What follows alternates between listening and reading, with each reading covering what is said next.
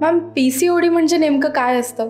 PCOD means polycystic ovarian syndrome, right. तर poly means जास्त, ovary म्हणजे अंडपिशवी आणि सिस्ट म्हणजे गाठी, ठीक आहे. आणि सिंड्रोम हा त्याचा एक नंतर काही दिवसानंतर लक्षणांचा जो समूह असतो त्याला म्हणतात सिंड्रोम. जसं सगळ्यांना माहिती आहे, जेव्हा आपण सायन्स शिकतो की आपली स्त्रियांच्या शरीरामध्ये एक मेन्स्ट्रुअल सायकल म्हणून आपण कार्यरत असते दर महिन्याला. जेव्हा ती वयामध्ये येते आणि वयामध्ये आल्यानंतर प्रत्येक मुलींच्या ज्या ओव्हरीज फंक्शनल होतात, तर जन्मतः प्रत्येक मुलीला 400 अंडे मिळालेले असतात. त्याचं फंक्शनिंग असं असतं की एका महिन्याला एका मेन्स्ट्रुअल सायकलमध्ये एका ओव्हरीतनं एक अंड रिलीज होतं, जे फॉलिकलमधनं मोठं होतं, मॅच्युअर होतं आणि ते फुटतं.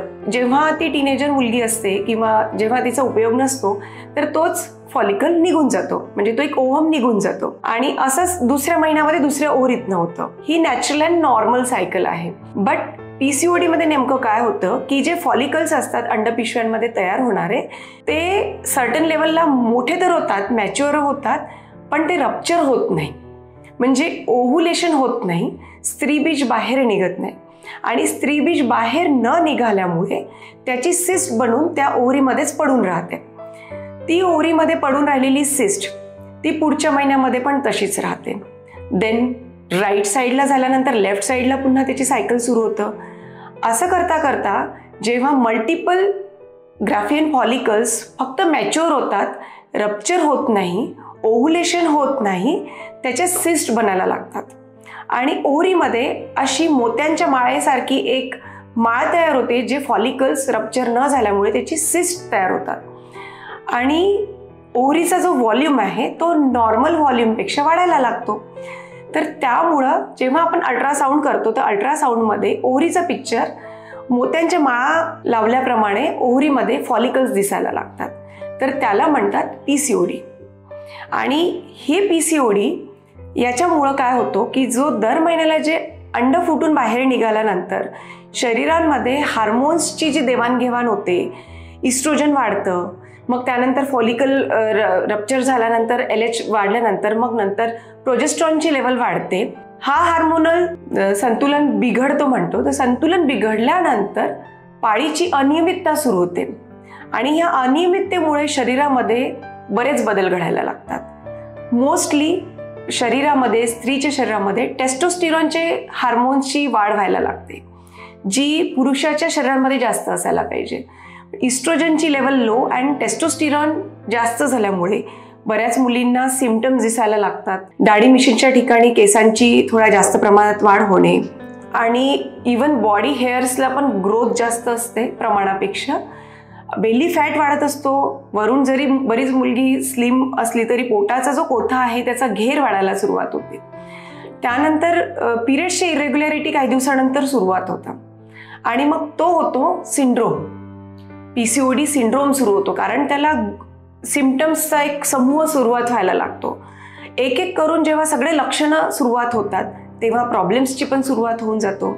आणि अशा पद्धतीने जेव्हा एकापेक्षा जास्त सिम्पटम्स त्या मुलीला तयार व्हायला लागतात आणि त्याचा जीवनामध्ये, आपल्या दैनंदिन जीवनांमध्ये प्रॉब्लेम निर्माण व्हायला लागला, पिरियड्स रेग्युलर येत नाही आहेत, त्यामुळे बरेचदा चिडचिड होते, हार्मोनल इम्बॅलन्स झालं की संतुलन बिघडतो. त्याचप्रमाणे बरेच वेळा हार्मोन्समुळं मुलींची जे आपल्या शरीराची ठेवण बिघडते, त्यामुळे एक शरीराला आणि एक चेहऱ्याला मॅनली लुक यायला लागतो, त्यामुळे मुलींचा कॉन्फिडन्स लो व्हायला लागतो. असा जेव्हा ग्रुप ऑफ सगळं सुरू झाल्यानंतर तो एक डिसीज व्हायला सुरुवात होते. तर ह्या सगळ्या गोष्टींना आपण पीसीओडी किंवा PCOS असं म्हणतो. आणि मॅम, हा डिसीज आजकालच का बरं दिसतो, आधीच्या महिलांना नाही व्हायचा का? हा ॲक्च्युली खूप महत्त्वाचा प्रश्न आहे. कारण आधीच्या काळामध्ये जेव्हा आपल्याकडे सुखसुविधा उपलब्ध नव्हत्या, इव्हन बाया जात्यावर दळण दळायच्या, आता आपल्याकडे आटाचक्की असते, त्याच्यानंतर पाट्यावर दळण दळायच्या, त्याच्यामुळे पोटाचा व्यायाम व्हायचा आणि बरेच किलोमीटर वाहनांची सुविधा नव्हती तर पायदळ जाणे हा प्रवास होता. आता प्रत्येक ठिकाणी वाहनांची सुविधा, आपल्या गाड्यांची सुविधा निर्माण झालेली आहे आणि जीवनशैली, बदलती जीवनशैली, जेवणाचा वेळ नाही आहे, त्याच्यानंतर पॅक्ड फूड आपण जास्त आता कन्झ्युम्शन वाढलेलं आहे आणि डेली रुटीन एक फिक्स न ठेवल्यामुळे आणि व्यायामाचा अभाव असल्यामुळे पीसीओडी आजच्या प्रमाणामध्ये जास्त दिसते. म्हणजे इनफॅक्ट तुमचं म्हणण्याचा अर्थ असा आहे की शरीराला हालचाल नसल्यामुळे या नवनवीन म्हणजे जे रोग आहे शरीरामध्ये डेव्हलप होत आहे. येस. आणि याचं सोल्युशन नॉर्मली जसं आता तुम्ही सांगितलं की वर्कआउट केल्यामुळे, योगा केल्यामुळे कंट्रोल होऊ शकतं. हो, बऱ्याच गोष्टी तुम्ही कंट्रोल करू शकता, कारण की शरीर हा काही PCOD काही हेरिडिटरी आजार नाही आहे. हा आपण आपल्या लाईफस्टाईलमुळे मिळवलेला आजार आहे. सो याचे काही दिवसानंतर साईड इफेक्ट होणार आहे. सो PCOD नेहमी रिव्हर्स करता येऊ शकतं. म्हणून आपल्याला PCODसाठी एक जीवनशैली आपल्या स्वतःसाठी बनवणे, वेळेत जेवण करणे, सात्विक जेवण करणे, बाहेरचं फूड किंवा डेअरी फूड किंवा साखरेचं कन्झम्पशन कमी करणे आणि व्यायाम करणे यांनी बराच फायदा होऊ शकतो.